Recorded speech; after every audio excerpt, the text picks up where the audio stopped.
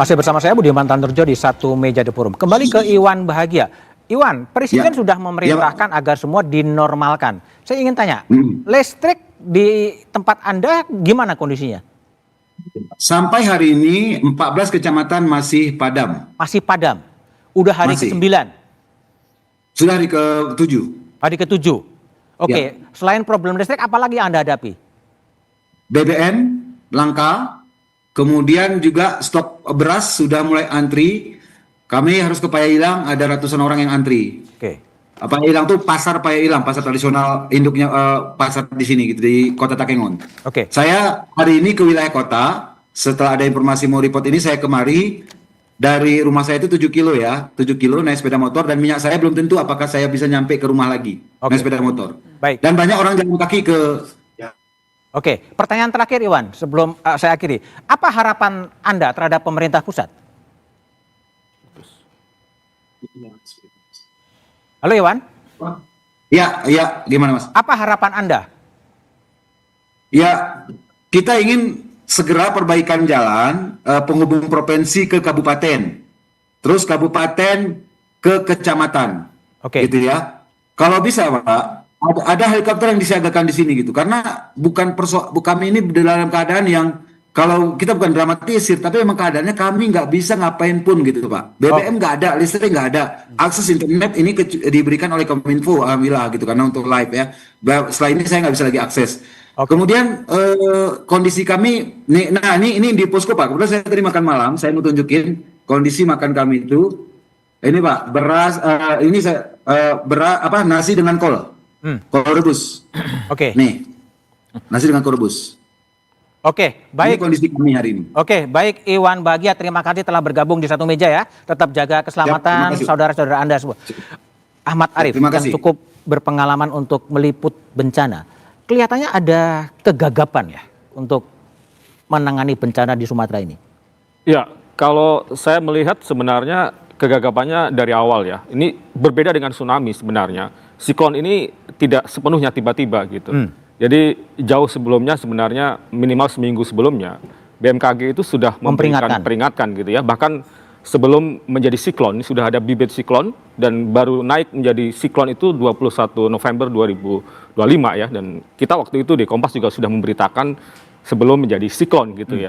Tetapi ketika peringatan dini itu disampaikan, itu kan seharusnya ada aksi dini, dan aksi dini itu kita nggak melihat ya, sehingga kemudian kita tidak melihat misalnya upaya untuk mempersiapkan ketika kemudian itu menjadi siklon gitu ya misalnya ya, dan padahal kita udah tahu gitu konsekuensi dengan siklon dan seterusnya. Saya tidak melihat itu gitu, sehingga yang kemudian terjadi ya tentu saja kegagapan gitu ya, dan luar biasa. Dan sampai sekarang kalau saya bandingkan dengan situasi di Aceh 2004 gitu ya, kebetulan saya di sana hari kedua setelah tsunami gitu, saya pikir ini justru terlambat dibandingkan saat itu gitu. Kalau menurut saya ya, karena respon saat itu saya masih ingat ya, pada hari-hari itu kalau nggak salah waktu itu Pak SBY itu masih di Papua, dan dia langsung pergi ke Aceh ya, dan Pak JK kalau nggak salah yang datang pertama. Kebetulan saya ikut pesawat Pak JK saat itu, dan mobilisasi saat itu jauh lebih cepat kalau dibandingkan situasi saat ini. Itu yang saya lihat. Baik, Bang Ahmad dari Walhi. Ya. Pak Gubernur mengatakan ini semacam tsunami kedua ya. Betul. Anda lihat gimana? Apakah memang demikian kondisinya yang tinggal di Aceh? Kalau kita lihat dari dampak dan luasnya kawasan yang terkena, itu sepertinya benar seperti tsunami kedua. Tsunami kedua? Bahkan kalau tsunami dulu kan hanya di wilayah pesisir, ya, pesisir. Ini justru tengah dan pesisir semua kena. Dan mulai dari perbatasan Sumatera Utara sampai dengan ke barat selatan itu semua terdampak. Ini yang membuat proses penanganan itu jadi terkesan sangat lambat. Beberapa jalan nasional yang itu sebenarnya jalur utama, itu hari ketiga keempat itu masyarakat masih jalur orang pindah bisa dari melalui jembatan itu melalui rakit yang dibuat oleh masyarakat gitu. Terus kemana speedboatnya BNPB, ada Polairut, semua sumber daya itu kemana? Kok justru inisiatif-inisiatif masyarakat yang muncul di situ. Di tengah keluarga dan harta bendanya hilang, mereka harus memikirkan itu lagi. Kok sepertinya tidak hadir negara di situ pada saat tidak hadir. Hari kedua, ketiga itu tidak hadir. Sekarang? Nah sekarang jangankan disampaikan Bang Iwan tadi di Aceh Tengah dan Benam Meriah yang di pedalaman, Banda Aceh saja itu masih padam listrik.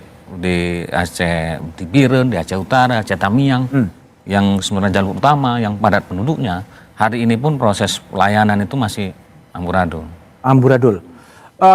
Bung Dirman, ini situasinya kalau ada realitas di Jakarta dengan di daerah sangat berbeda ya. Kelihatannya memang sudah diinstruksikan tapi realitas di bawah masih sangat berbeda.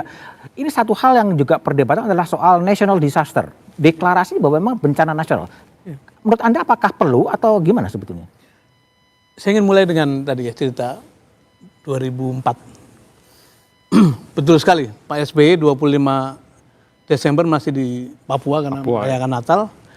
Kemudian begitu mendengar ada kabar 26, beliau instruksikan Pak JK berangkat duluan. Kemudian dengan operasi yang luar biasa lah, mendobrak gudang logistik, membeli roti yang ada segala macam. Kemudian sehari kemudian Pak SBY menyusul. Dua pemimpin tertinggi ada di lapangan, itu adalah signal yang sangat baik dan menenangkan masyarakat. Tidak lama kemudian dinyatakanlah satu darurat atau emergency response gitu, bencana nasional. Kemudian 2 bulan kemudian dibentuklah BRR yang kemudian saya ada di dalamnya. Jadi yang ingin saya sampaikan adalah rakyat perlu ditenangkan dengan kehadiran pemimpin secara langsung sambil menunjukkan bahwa memang kita berperhatian penuh. Kabar baik tadi adalah yang disampaikan oleh teman dari KSP. Pak Pratik sudah memberikan penjelasan bahwa seluruhnya akan dikerahkan, tapi tetap memerlukan status formal, diperlukan status sebagai bencana nasional. Kenapa? Untuk 2 alasan. Nomor 1 adalah memberikan ketenangan pada warga bahwa secara ofisial pemerintah sudah memutuskan ini bencana kita. Yang kedua, memberi legitimasi kepada seluruh instansi. Tadi meskipun dikatakan bahwa seluruhnya dikerahkan, tapi kalau tanpa status itu barangkali sebagian masih berhati-hati.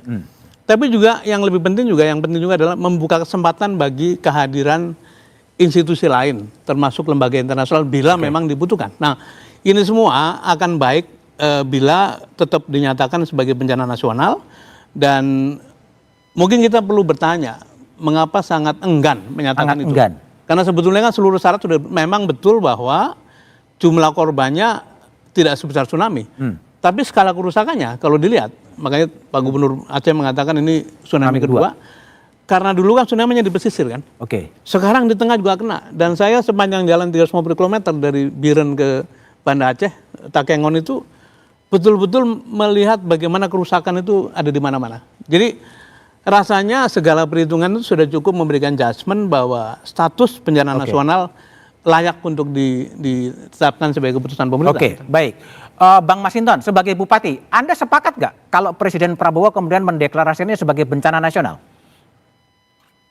Iya, bagi kami tentu yang utama adalah penanganan maksimal yang bisa dilakukan oleh pemerintah secara bersama-sama, baik pemerintah pusat, pemerintah provinsi, pemerintah kabupaten, menggerakkan seluruh elemen kekuatan negara, ya, baik itu BNPB, Basarnas, TNI, Polri, dan lain sebagainya. Ya, seluruh instansi kementerian, khususnya PU, untuk membuka daerah-daerah yang masih terisolir, belum bisa dijangkau, harus menggunakan alat berat maupun helikopter. Nah, tentu penetapan status bencana itu, kalau kami, domain kami di wilayah kabupaten, kami sudah tetapkan status tanggap darurat di tingkat kabupaten selama 14 hari. Nah, kalau di tingkat provinsi juga sudah ditetapkan oleh Gubernur Sumatera Utara, tanggap darurat tingkat provinsi Sumatera Utara. Nah, kalau tentu di level pemerintah pusat secara nasional, nah itu domainnya di pemerintah pusat atau presiden. Nah, namun menurut Anda perlu nggak sih kondisi hari ini? Kalau saya melihat kondisi hari ini, masih banyak desa-desa kami yang terisolir dan kondisinya sangat memprihatinkan. Ada yang belum terakses bantuan, meskipun sebagian sudah memperoleh akses bantuan melalui drop melalui udara, helikopter. Tapi sebagian lagi belum. Kemudian, artinya dengan status tanggap darurat provinsi cukup? Nah, saya rasa untuk nasional itu domainnya presiden, Pak Budiman. Jadi ya kami serahkan sepenuhnya ke sana. Tapi kalau kami lihat skala bencananya luar biasa dan Luar sampai biasa. saat ini kami masih mengalami kegelapan. Oke. Kalau ini bisa terang sedikit demi sedikit bisa kami urai persoalan yang masyarakat tadi. Seperti itu, Pak. Oke, baik, Bung Masinton. Aik, tampaknya agak alergi ya menerapkan status bencana menjadi bencana nasional. Betul nggak kesan itu? Itu yang ditangkap ya mungkin ya masyarakat ya, dan kalau kita perhatikan suara para korban yang bersuara di sosial media, masyarakat sebenarnya udah keras sekali ya menuntut kenapa nggak ditetapkan bencana nasional ya, apalagi kalau Kenapa? Karena Sumatera gitu? saya tidak tahu, tapi saya khawatir Pak Presiden ini mungkin tidak mendapat informasi yang sesungguhnya gitu, yang lengkap gitu yang terjadi di bawah, dan menurut saya ini malah justru tugas para pejabat, para birokrat dan yang lain-lain untuk menyampaikan bahwa situasinya udah sedemikian genting. 9 hari, 7 hari masyarakat yang tidak mendapatkan listrik, dan sekarang juga logistik menipis dan seterusnya, itu kita udah kehilangan golden time sebenarnya. 3 hari masyarakat yang membutuhkan evakuasi segera sudah terlewat, dan saya pikir orang-orang yang hilang mungkin kita sudah harus bersiap menerima kenyataan bahwa mungkin nggak bisa diselamatkan lagi dan seterusnya. Sebenarnya menurut saya situasinya sudah sedemikian genting. Sudah sedemikian. Dan saya setuju bahwa kita nggak pernah ngalami Aceh ya, tsunami 2004, dan saya ada di sana waktu itu, dan kalau yang saya perhatikan saat ini benar bahwa situasi bukan hanya di hilir tapi di hulu dan di tengah, dan kita tahu bahwa daerah-daerah yang terisolasi ini, daerah-daerah di hulu yang susah terakses, kita nggak tahu nih seberapa sebenarnya skala kehancuran dan korban yang terjadi. Jangan-jangan jauh lebih besar dari ini. Oke, Mas Timothy, saya ingin dengar ya, kelihatannya memang istana itu agak alergi ya untuk menetapkan ini sebagai bencana nasional.